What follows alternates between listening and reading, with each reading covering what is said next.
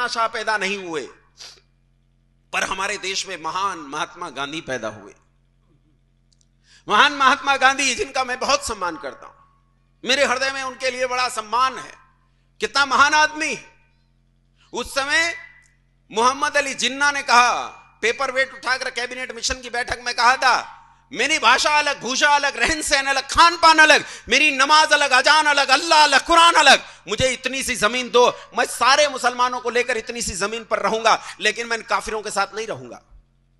और तब गांधी जी ने कहा कि पाकिस्तान मेरी लाश पर बनेगा। पर ताज्जुब तो यह कि पाकिस्तान बना और गांधी जी की लाश गिरी तो सही, लेकिन तब उसके गिरने का उतना लाभ नहीं रहा था। हालांकि गांधी जी एक महान आदमी थे, मैं गांधी जी का हृदय से सम्मान करता हूं, लेकिन आश्चर्य यह कि गांधी जी के रहते रहते भारत के टुकड़े टुकड़े हो गए, भारत को तोड़ दिया गया। उस मातृभूमि को, जिस मातृभूमि को हम भारत माता कहते हैं, उस भारत माता की हत्या कर दी गई, उसके टुकड़े कर दिए गए, उसे दो टुकड़ों में बांट दिया गया। और गांधी जी ये सब देखते रहे। अब्राहम लिंकन कहता है, मैंने निश्चय कर लिया था मृत्यु का आलिंगन कर लूंगा, लेकिन अपने देश को बंटने नहीं दूंगा। लेकिन यहां तो देश बटा, देश बटा। किसने बांटा देश? किसने बांटा देश? अच्छा ये बताओ, तुम ऐसे लोग हो, मुझे तो ताज्जुब होता है कि भारतीय लोग कैसे लोग हैं, जो हमारी मां का हत्यारा है हम उसे भी सम्मान देते, उसे भी सम्मान देते जो हमारी मां का हत्यारा है। तुम एक शेर गाते हो, यूनान मिस्र रोमा मिट गए सभी जहां से, कुछ बात है कि हस्ती मिटती नहीं हमारी। गाते हो ना? किसने लिखा था ये शेर? बोलो। इसी का एक और गीत गाते हो तुम 15 अगस्त 26 जनवरी पे, सारे जहां से अच्छा हिंदुस्तान हमारा, हम बुलबुले हैं इसकी, ये गुलसिता हमारा। किसने लिखा था ये गीत? अल्लामा इकबाल। किसने लिखा था ये गीत? अल्लामा इकबाल। कौन है अल्लामा इकबाल? वो आदमी है जिसके मन में पाकिस्तान का विचार पहली बार उठा। जिन्ना तो इसके हाथ की कठपुतली था, असली आदमी जो पाकिस्तान को अपने दिमाग में लेकर आया वो अल्लामा इकबाल था। अल्लामा इकबाल, तुम जानते नहीं हो अल्लामा इकबाल कौन था? नाम से तो पता चलता है। बोलो कौन था अल्लामा इकबाल? अरे बोल पड़ो, क्या था? कश्मीरी पंडित। अल्लामा इकबाल कश्मीरी पंडित था। यह अपने परिवार का चौथा सदस्य था जो कन्वर्ट हुआ, चौथा सदस्य जो कन्वर्ट हुआ था, मुसलमान बना था, यह कश्मीरी पंडित था। मैं तुमसे यह कहना चाहता हूं कि एक आदमी जब कन्वर्ट हो जाता है, मुसलमान बन जाता है, तो वो कितना खतरनाक हो जाता है। वो अल्लामा इकबाल जिसकी पीढ़ियां वेद पाठ करते करते बीती, जिन्होंने वेद के लिए अपने जीवन और घर दांव पर लगा दिए, जिन्होंने अपनी पीढ़ियों को वेद के लिए कुर्बान कर दिया, जिन्होंने इस सनातन धर्म के लिए अपने तिल कर अपने परिवारों को बर्बाद किया, जिन्होंने इस हिंदू जाति के लिए अपना खून बहाया, अपनी पीढ़ियों को तपाकर नष्ट कर दिया, उन्हीं का बच्चा जब धर्म परिवर्तन करके मुंह पर कूंची जैसी थाड़ी थाम लेता है, तब वो ऐसा देशद्रोही होता है कि अपनी ही मातृभूमि के टुकड़े को टुकड़े करने से डरता नहीं।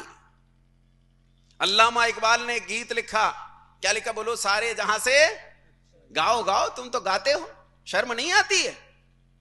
शर्म नहीं आती है इसे गाते हुए कि जिसने हमारी मातृभूमि के टुकड़े किए उसका गीत गाते? बोलो आज के बाद गाओगे? बोलो गाओगे? और कोई गा रहा हो तो बोलो, उसे रोको, और रोकने की ताकत ना हो तो वहां से चले जाओ। लेकिन यह गीत उस आदमी ने लिखा जो देशद्रोही था। इस आदमी ने इस गीत को जाकर पाकिस्तान में बदल दिया था। वहां जाकर इसने इस गीत का नाम रखा कौमी तराना, और गीत को बदल दिया। वहां उसने गाया, सारे जहां से अच्छा पाकिस्तान हमारा, मुस्लिम है हम वतन है पाकिस्तान हमारा। तेगों के साए में, तेग समझते हो? तेग समझते हो? तलवार।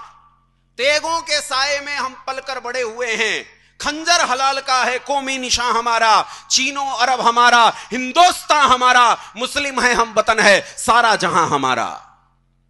उसने गीत बदल दिया। ये किताब पढ़ने की जरूरत नहीं है, तुम्हारे हाथ में मोबाइल है, विकिपीडिया पर जाओ, टाइप करो कौमी तराना, तुम्हें कौमी तराना पूरा लिखा मिलेगा। ये तो 1-2 शेर मैंने सुनाए, 10 से ज्यादा शेर हैं इसमें। कौमी तराना पाकिस्तान में खूब गाया जाता है। अब तो किताब की जरूरत नहीं, विकिपीडिया पर सब उपस्थित है, हम पढ़ना ही नहीं चाहते।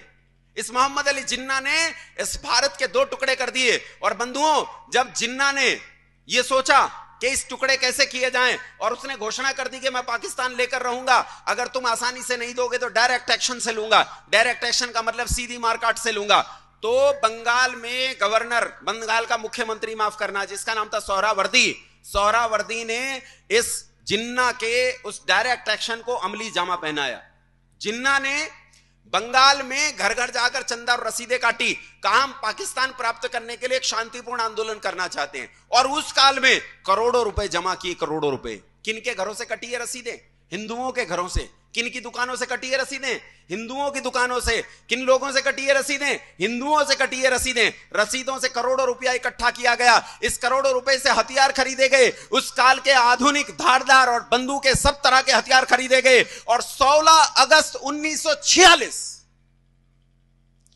टाइप करना इस पर, 16 अगस्त 1946, और ढूंढना कि 16 अगस्त 1946 को क्या हुआ था। तुम्हें इतिहास नहीं पढ़ाएगा ये, तुम्हें यह मैकाले की शिक्षा नहीं पढ़ाएगी 1946 में क्या हुआ था, 16 अगस्त 1946 को क्या हुआ था। लेकिन विकिपीडिया पर सब मौजूद है, सारे चित्र मौजूद हैं। 16 अगस्त 1946 की वो भयानक रात, जिसे कलकत्ता किलिंग्स के नाम से जाना जाता है, रात के 1:30 बजे मुसलमानों ने अपने हथियार निकाले और सोते हुए 95% हिंदुओं का कत्ल कर दिया। 95% हिंदुओं को सोते हुए कत्ल कर दिया। बचे 5%, माओ और बहनों तक को कत्ल कर दिया गया। चित्र देखना, चित्रों में तुम्हें लाशें दिखेंगी, कीच दिखाई देगा। वो कीच कीचड़ नहीं है, वो मानव रक्त और मांस का कीच है, जिस पर भागते हुए वो लोग फिसल रहे थे। जान बचाकर भागते हुए लोग फिसल कर गिर जाते थे, जिन्हें फिर से काट दिया जाता था। वहां तुम्हें कूड़े के बड़े बड़े ढेर दिखाई देंगे। ध्यान से देखना, वो कूड़े के ढेर नहीं है बंधुओं, ध्यान से देखना, वो कूड़े के ढेर नहीं है, वो माओ बहनों के स्तन काटकर ढेर लगाए गए, स्तन काटकर। हमारी माओ बहनों के। हारी हिंदू जाति, तू कब जागेगी? तूने कितना अत्याचार सहा, लेकिन तुझे पता नहीं चला कि तेरे भीतर की फूट तेरा कितना भारी नुकसान कर रही है। माओ ने वो लाल जन्ने बंद कर दिए जिनके नाम के पीछे बिस्मिल होता था। माओ ने वो पति बनाने बंद कर दिए जिन पतियों को वो अपना शीश काटकर थाली में भिजवा देती कि जा राष्ट्र की रक्षा के लिए बलिदान हो, मेरी परवाह मत कर। न जाने इस हिंदू जाति का क्या होगा। अरे तुझे जगाते जगाते दयानंद गया, तुझे जगाते जगाते श्रद्धानंद गया, तुझे जगाते जगाते लेखराम गया, तुझे जगाते जगाते राजपाल बलिदान हुआ, तुझे जगाते जगाते बिस्मिल चंद्रशेखर और भगत सिंह गए, लेकिन तू न जागी, तू न जागी।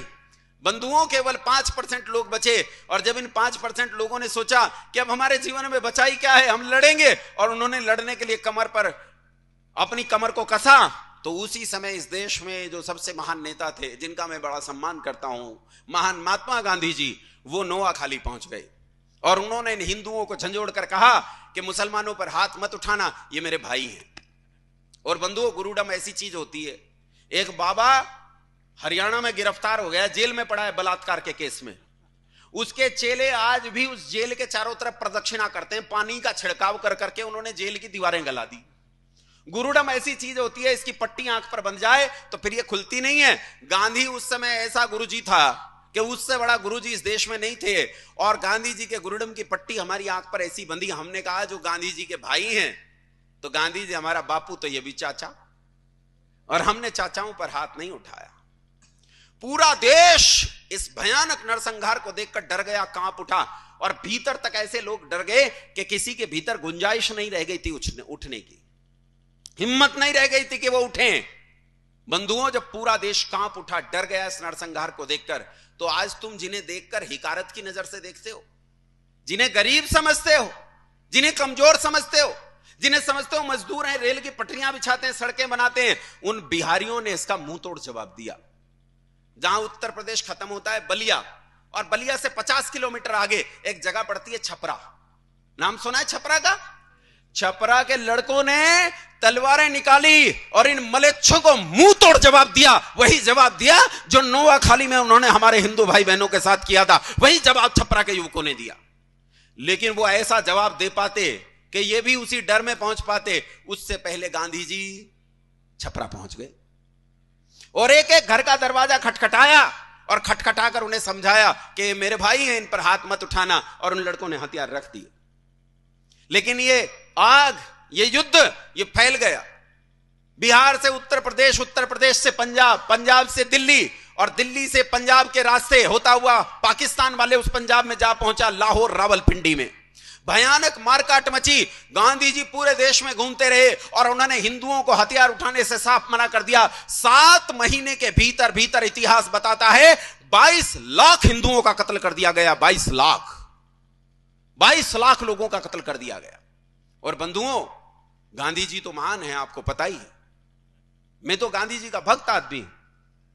गांधी जी कितने महान हैं इसका आकलन एक छोटी सी बात से लगाओ। गांधी जी ने लोकतंत्र के मुकुट में नई नई मणियां जोड़ी हैं।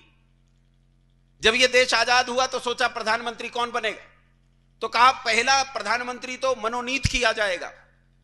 तो पहले प्रधानमंत्री को मनोनीत करने के लिए 2 नाम सामने आए, एक सरदार वल्लभ भाई पटेल और दूसरा, बोलो बोलो, तुम्हारे प्रिय चाचा जी, क्या नाम था उनका, पंडित जवाहरलाल। 16 रियासतों ने मतदान किया और 13 वोट मिले सरदार वल्लभ भाई पटेल को। प्रधानमंत्री कौन बनना चाहिए था? अरे बोल पड़ो, कहते तो यह है बाकी की 3 वोट खारिज हो गई थी, यानी नेहरू जी को एक भी वोट नहीं मिली। अब देखो गांधी जी की महानता। गांधी जी लोकतंत्र का वो शिखर हैं जो बिना वोट पाए आदमी को प्रधानमंत्री बना सकता है कोई इतना महान आदमी दुनिया में? मैं कहता हूं गांधी जी जैसा महान आदमी दूसरा नहीं हो सकता। वो ऐसा व्यक्ति है जो बिना वोट पाए आदमी को भी प्रधानमंत्री बना सकता है। बंधुओं, गांधी जी के खिलाफ इस पूरे देश में एक ऐसी भावना फैल गई कि लोग गांधी जी को देखना पसंद नहीं करते थे।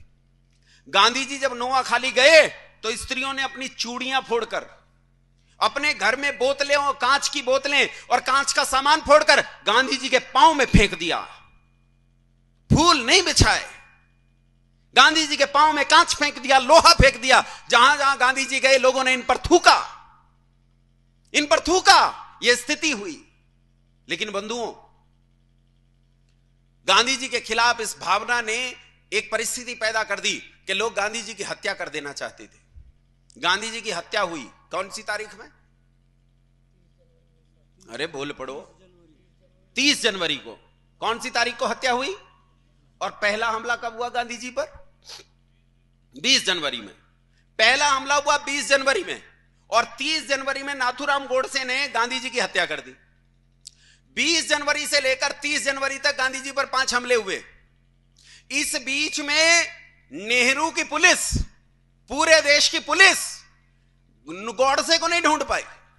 वो गोडसे को ढूंढ नहीं पाए कि गोडसे कहां है, और गोडसे ने 30 जनवरी को आकर हत्या कर दी गांधी जी की। लेकिन सुनो, गांधी जी की हत्या होते ही 12 घंटे के भीतर भीतर बिना किसी इलेक्ट्रॉनिक मीडिया के, बिना किसी सोशल मीडिया के, बिना प्रिंट मीडिया के कुछ विशेष फैलाए, पूरे देश में पता चल गया गांधी जी के चेलों को कि नाथूराम गोडसे कौन है, किस जाति से है, चित्पावन ब्राह्मण कौन होते हैं, ये महाराष्ट्रियन चित्पावन ब्राह्मण कहां कहां रहते हैं, पूरे देश में इनके गांव कहां कहां हैं। और पूरे देश में चित्पावन ब्राह्मणों का नरसंहार शुरू हुआ। ऐसा भयानक नरसंहार शुरू हुआ कि चित्पावन ब्राह्मणों को ढूंढ ढूंढ कर मारा गया। उसी रात में 50 चित्पावन ब्राह्मणों को महाराष्ट्र में मौत के घाट उतार दिया गया। 15 को पुणे में मौत के घाट उतार दिया गया। नारायण सावरकर के घर पर हमला हुआ, पत्थरों से हमला करके नारायण सावरकर की जान ले ली गई। वीर सावरकर के घर पर हमला हुआ, उन्हें किसी तरह बचाया गया। पूरे देश में ब्राह्मणों का ऐसा नरसंहार हुआ कि हजारों हजार लोगों को रातों रात मौत के घाट उतार दिया।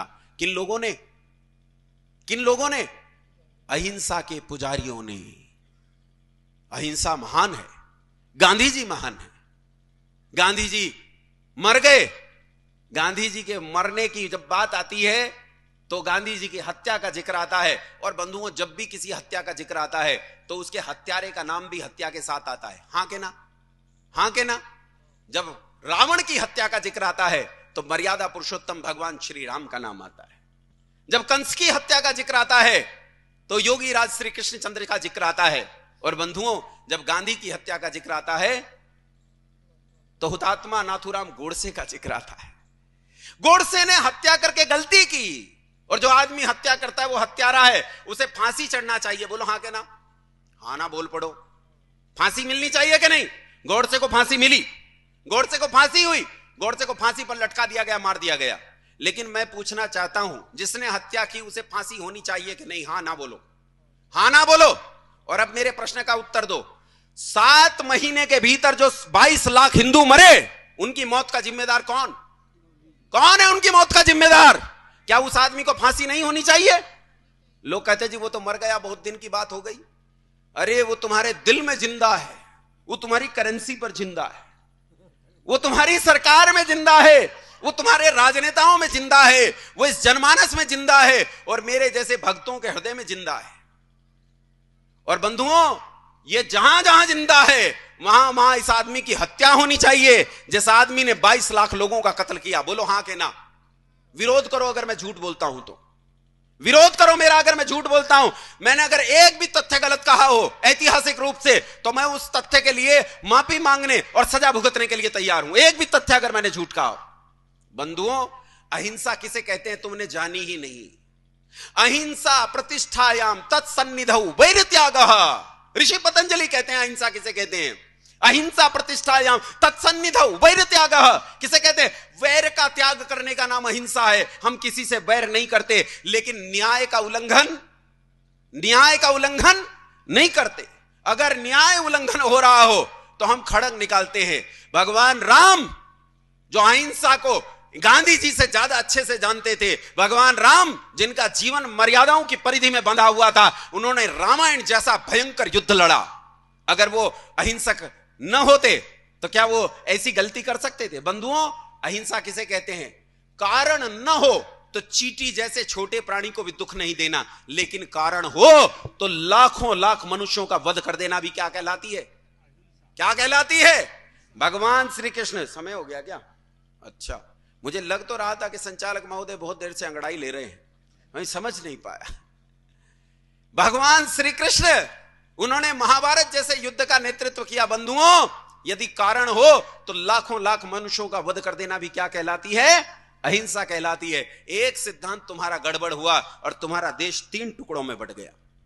पिछले 270 साल में भारत के 13 टुकड़े हुए हैं।